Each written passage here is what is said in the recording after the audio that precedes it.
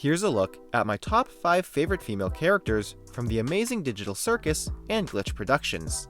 Our first female character on the list combines every guy's 2 favorite things, princesses and candy. Sweet! That's right, we gave Peppermint Larry all sorts of crap for simping over a candy wife, but little did we know he was actually a Chad ahead of the curve. Although this time, the candy girl we're talking about is none other than the ruler of the Candy Canyon Kingdom, Princess Luli-Lalu. Not only is she completely made of sweets, but at rank 5, she qualifies as some pretty flavorful eye candy. And the best part about a candy woman, unlike a human woman, is you could probably skip the kiss and go right for the lick, which she hopefully wouldn't mind, considering she's made of food. Not only is she literally sweet on the outside, but she also has such a warm and inviting personality when the gang first encounters her in her kingdom. I thought for sure she was going to end up as one of these twist villains, perhaps hell-bent on executing the Gummy Gators herself had they all been captured and brought back. Although, lots of other details do actually make me question her ethics. I guess the Fudge straight up admitted to murdering the kingdom's inhabitants, but did Princess Lou do something first to make him that way? Was he even given sentience as a result of something she caused, similar to how Princess Bubblegum, the princess of the Candy Kingdom from Adventure Time, is also a scientist capable of creating her own sentient life that turned evil? She even seemed excited when she told Pomni to have fun executing Gummy Goo. Have fun executing that bandit fella. Yes. So, even if this is just a virtually generated adventure, it makes you wonder if she takes pleasure in executions, or what she's done to other hypothetical criminals in the past, aside from banishment. Or maybe she's actually some sort of cruel tyrant, hoarding the maple syrup supply for her own kingdom, while people like Gummy Goo and his crew have no other choice than to steal it and bring it back to their families that have been forced to scavenge through the scarce resources in this Mad Max candy wasteland. In that sense, maybe she's less of a sweet and kind-hearted candy wife and more so a tyrannical Baroness von Bonbon from Cuphead, who she actually does remind me quite a lot of in terms of design. So, while I feel a little uneasy about her fate after Jax let the Fudge with a grudge into the kingdom walls, since literally the entire episode was all for nothing and all the new characters were NPCs, maybe it all ceased to exist once the portal closed. But, based on this one segment from Kane's song in episode 8, this concerns me a lot. So, I shudder to think what kind of revenge Fudge has in store for her, but regardless of her fate, at least I can take comfort knowing she'll live on eternally through cringe YouTube and TikTok content. What the fuck?! The second character on the list can be found one episode after Princess Luli-Lalu's debut, in episode 3, The Mystery of Mildenhall Manor. And while she only has about 30 seconds of screen time, I felt as though the kind of character she was in her short-lived appearance was worth a spot on the list. It's the elegant apparition, Martha Mildenhall. And yes, whether you're sentient and made of candy, or dead, green, and glowing, as long as you're a hot lady, you're going on the list. Considering the fact that she's really the only other female NPC we see, aside from the evil characters and non-people, if you'd even consider them, it may seem like her addition to the list is nothing but a forced shoehorn. I do actually like her more than I do some of the main cast, as that sounds. Similar to Luli-Lalu, she's yet another NPC with a warm and inviting personality, talking ever so nonchalantly about her husband, aka the man who freaking murdered her. I would say, given the circumstances of her marriage, maybe you'd have a chance at rizzing up this ghostly MILF. But it's unclear whether or not she's still sticking by her man. In response to Ragatha feeling sorry she was killed by her husband, she responds with, "You know how men are. Always having the silliest priorities." As well as stating, "If your friends see him, I only hope he doesn't bore them to death with his endless monologues. That man could turn a 57-second story into a Greek tragedy." Despite her insults, the way she playfully says them suggests the two may still be married even in death. And I guess her husband, who has the uncanny resemblance of an actual decaying human, is like her, dead but still alive, albeit clearly immobilized. It does make me wonder if she still visits his body/soul from time to time, assuming the manor still operates once Pomni and the others leave. So, if she still has feelings for the man who murdered her, maybe you wouldn't have a chance with her. Rich. Although, I don't think her bar for a husband could get much lower, so perhaps you could turn tea time into Netflix and chill without any effort. And even if things didn't go well, the fact that, she was killed and continues to maintain such a caring personality seems like she'd be pretty forgiving. So much so, I was about to say that when you're with her, you could probably even get away with murder. And just like I thought with Lulilalu, I thought for sure Martha was either going to turn evil when Ragatha and Gangle got up to leave, or keep them hostage. But nope, once again, no sinister twist. Between the tea, conversation, and no hidden strings, I mean, she's gotta be one of the kindest souls around. One NPC may have had a bad ending, so I'm glad Jax wasn't able to ruin another's by sucking her up and making it 2 for 2. And she even managed to get in on all the cringy content fun. Up next is a character from Glitch's most recently greenlit production, and after everything they've been through, is the kind of person you'd want to do everything to protect, sort of like a knight. Our number 3 spot on the list goes to the titular character of Knights of Guinevere, Princess Guinevere herself. Despite being almost a year old, I only recently watched the pilot for the first time, but was really impressed by the level of 2D animated quality, especially since a majority of their shows are 3D animated. And one of the best things to come out of it were the characters, namely Guinevere.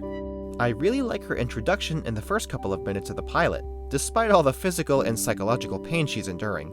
But the way she looks up, her long hair undone and slightly disheveled, it's hard not to be captivated by her beauty. Those big blue ocean eyes of hers putting you in a trance.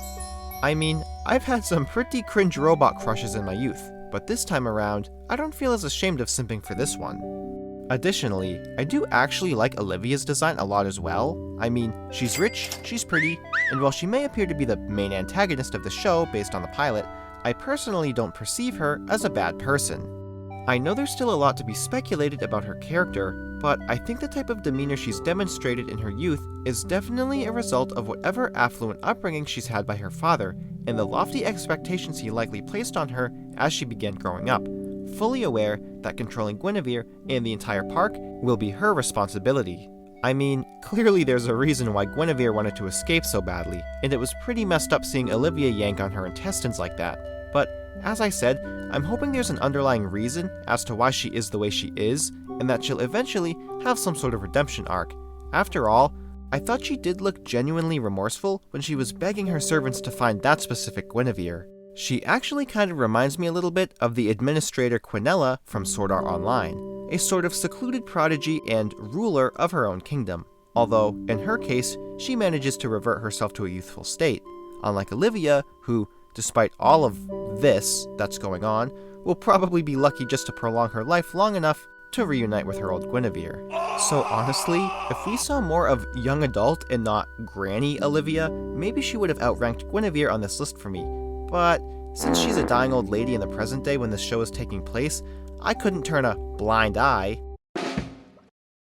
to Guinevere and have Olivia in her current state outrank her.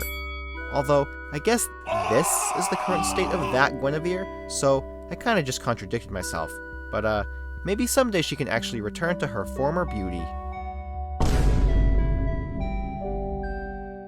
Our runner-up is finally one of the main characters from the Digital Circus cast, and honestly, the only one who I like enough to put on the list. In fact, she's so likable, she had no trouble befriending Princess Lou and Martha Mildenhall. They're the lovable and motherly figure almost everyone in the circus can rely on. With their iconic silhouette, you guessed it, it's Maid Jax. Nope, just kidding, it's Ragatha. And on the topic of how looks can be deceiving, everyone always compares Ragatha to Raggedy Ann, but she had to be based off Molly Coddle from Bump in the Night. I mean, Ragatha is literally the spitting image of her. But I don't really blame everyone for not knowing, because after all, that show has become so lost to time, I probably wouldn't have even known it existed if not for aimlessly browsing Freevee at 3 AM one night out of sheer boredom. Being a ragdoll and all, she may not be the most attractive fictional character ever, but between her and the others, she's definitely top waifu in the Digital Circus. And speaking of appearances, Ragatha can also rock any outfit. From a swimsuit, to noir, to showgirl, She owns every single one. My only gripe is it debunks how thick every Ragatha simp was hoping she'd look under that skirt. She can even pull off being a completely different evil entity, which raises the question, would you rather be with a good girl or a bad girl? Although, I have a hunch evil Ragatha would be into some serious BDSM. But in terms of where Ragatha falls on my list amongst all the other characters from the show, with Gangle, I appreciate being able to relate to her through a passion for art and anime. But she's way too insecure, and I really can't stand her voice. Zubul, similar to Ragatha, she's got a sort of mature and caring personality, and with her being a bartender and a tattoo artist, makes me think she is, or was, an emo girl, and who hasn't crushed on an emo girl at least once in their lives? But for me, is still like an inferior Ragatha.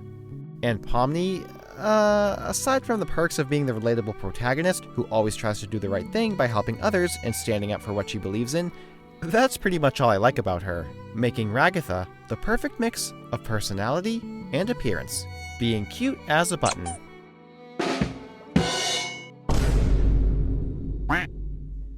A month ago, this video probably would have ended as Ragatha being in the #1 spot of the greatest glitch waifu, but nothing could have prepared me for this bombshell of a character who I instantly fell in love with from the pilot of their newest show, Gameoverse.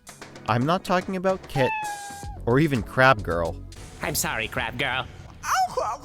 Sorry, that guy nobody wants 3716.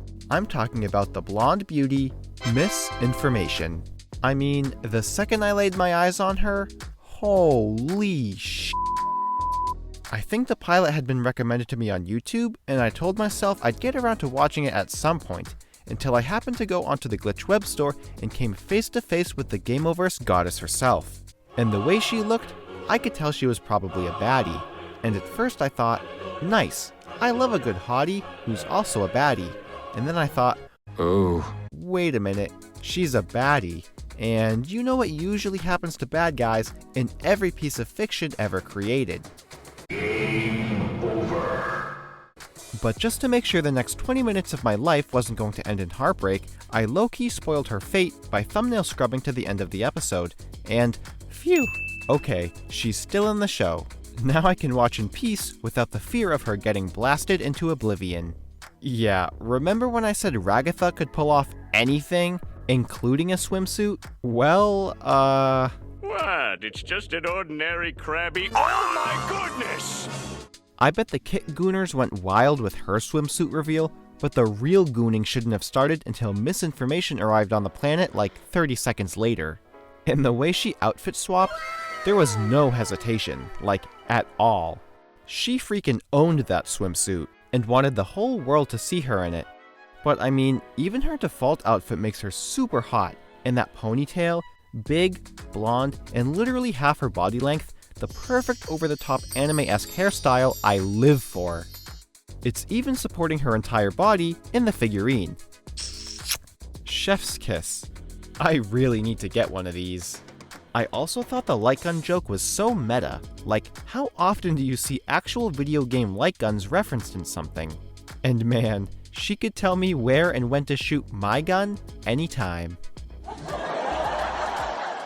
After perusing some of her artwork on the wiki, I kinda wish her top didn't have any coattails, cause damn, we got robbed of the cake factory. And I know she kinda seemed to admire Warwick a little more than Fold and the other evil crew members, but I swear if their relationship blossoms into full-blown romance...